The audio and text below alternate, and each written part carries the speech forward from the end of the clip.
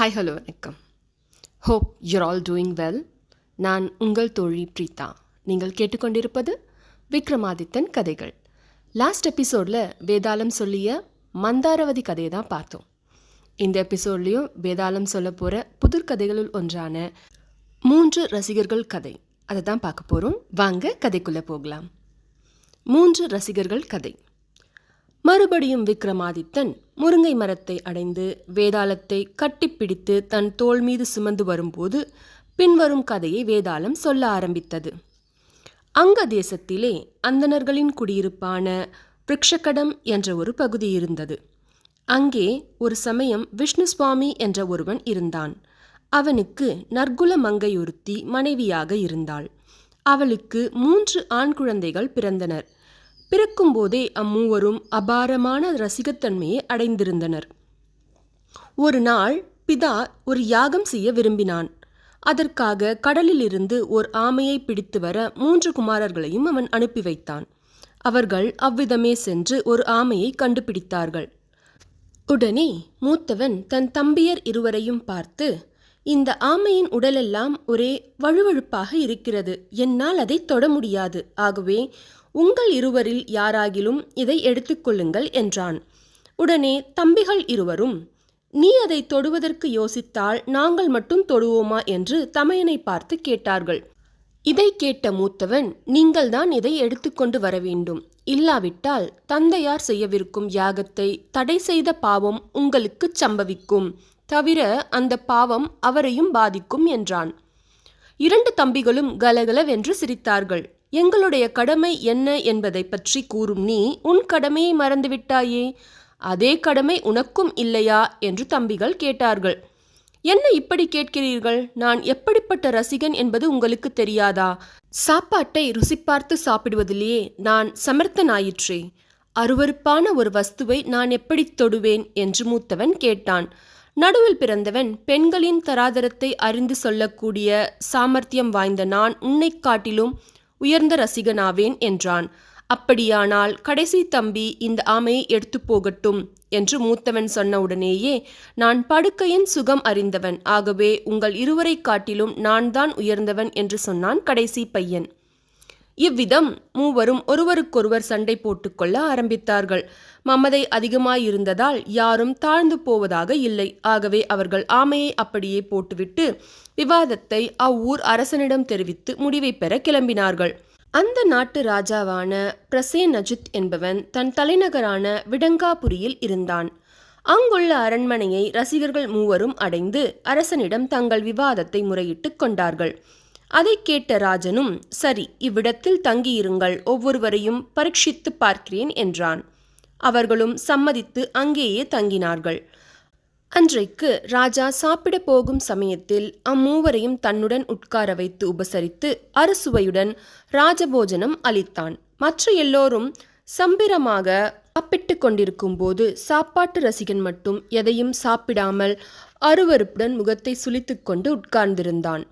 சமையல் நிரம்ப ருசியாக இருந்தும் அவன் ஏன் சாப்பிடவில்லை என்று அரசனே கேட்டபோது, இந்த சாதத்தில் பிணத்தின் வாடை வீசுகிறது. ஆகவே சாப்பாடு எவ்வளவுதான் ருசியாக இருந்தாலும் என்னால் அதை சாப்பிட முடியவில்லையே என்று பதிலளித்தான். போஜன சுகம் அறிவதில் நிபுணனானவன். சாப்பிட்டு கொண்டிருந்த அத்தனை பேர் எதிரிலும் அவன் அப்படி சொன்னவுடன் அரசன் உத்தரவுப்படி அவர்கள் ஒவ்வொருவரும் சாதத்தை எடுத்து முகர்ந்து பார்த்தார்கள்.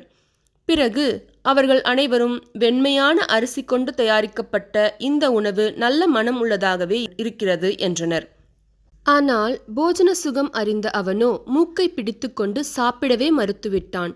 நீண்ட நேரம் யோசனை செய்துவிட்டு அரசன் விசாரித்த போது அன்றைக்கு சமைத்திருந்த அரிசி ஏதோ ஒரு கிராமத்தின் சுடுகாட்டுக்கு பக்கத்தில் இருந்த நிலத்தில் விளைந்தது என்ற உண்மை தெரிய வந்தது.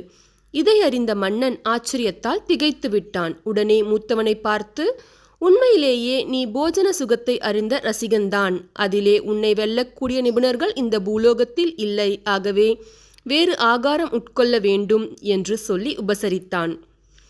சாப்பாடு முடிந்த பிறகு அரசன் அந்த ரசிகர்களை அவர்கள் விடுதிக்கு அனுப்பிவிட்டான்.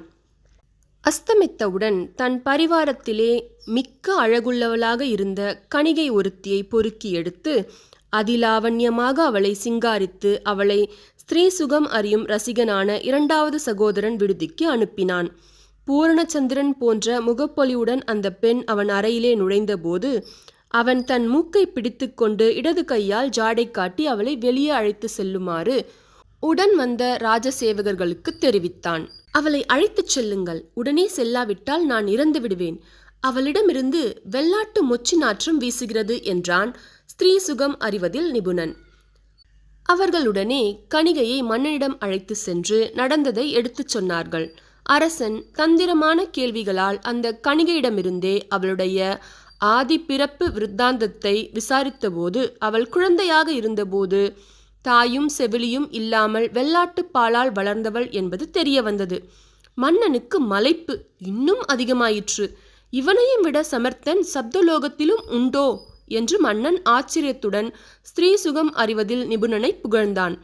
பிறகு நித்திரை சுகம் அறிவதில் வல்லவன் என்று கூறிய மூன்றாவது சகோதரனை கூப்பிட்டு அவனுடைய ரசிகத்தன்மையையும் பரீட்சிக்க முற்பட்டான். நன்றாக அலங்கரிக்கப்பட்ட பள்ளியறையிலே அவன் விருப்பப்படியே ஒரு கட்டிலில் மிக மிருதுவான 7 மெத்தைகளை ஒன்றன் பின் ஒன்றாக போட்டு அவனை படுக்க வைத்தான் மன்னன். ஆயினும் பாதி ஜாமம் கழிவதற்குள்ளாகவே அந்த ரசிகன் எழுந்து வலி பொறுக்க முடியாமல் அலறினான்.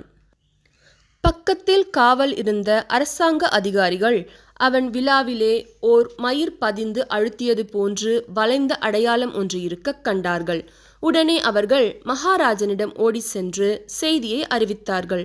அரசனும் மெத்தைகளின் அடியில் ஏதாவது இருக்கிறதா என்று பரிசோதிக்க உத்தரவு அளித்தான். அவர்கள் அவ்விதமே ஒவ்வொரு மெத்தையாக எடுத்து சோதித்து வரும்போது மெத்தையொன்றில் ஒரு புஷ்பத்தோடு ஒட்டியிருந்த ஒரு கேசம் கிடப்பதை கண்டார்கள். அதை எடுத்துக்கொண்டு அவர்கள் அந்த ரசிகனையும் அழைத்து சென்று அரசனிடம் காட்டினார்கள். அவன் உடலிலே அடையாளத்தை கண்ட அரசன் திகைத்து போனான். 7 மெத்தைகளுக்கு அடியிலிருந்த கேசம் 7 மெத்தைகளையும் தாண்டி எப்படி அழுந்தி பதித்திருக்க முடியும் என்று எண்ணி எண்ணி அரசன் அன்று இரவு முழுவதும் சரியாக தூங்கவில்லை. மறுநாள் காலையில் அவன் அம்மூவருக்கும் அவர்களுடைய ரசிகத்தன்மையை மெச்சி 3 லட்சம் பொன் சன்மானம் வழங்கினான். அவர்களும் ஆமையை மறந்து அரசன் சபையிலே தங்கிவிட்டார்கள். தங்கள் தகப்பனார் செய்ய வேண்டிய யாகத்தை தடை செய்த தோஷம் தங்களுக்கு கிட்டியதே என்றும் அவர்கள் கவலைப்படவில்லை. இவ்விதம் வேதாளம் கதையை சொல்லிவிட்டு விக்ரமாதித்தனை பார்த்து, ஓ ராஜனே, போஜன சுகம், ஸ்திரீ சுகம், நித்திரை சுகம் ஆகிய இம்மூன்றிலும் முறையே சமர்த்தர்களான இம்மூவருள் எவனுடைய ரசிகத்தன்மை அதிகமானது?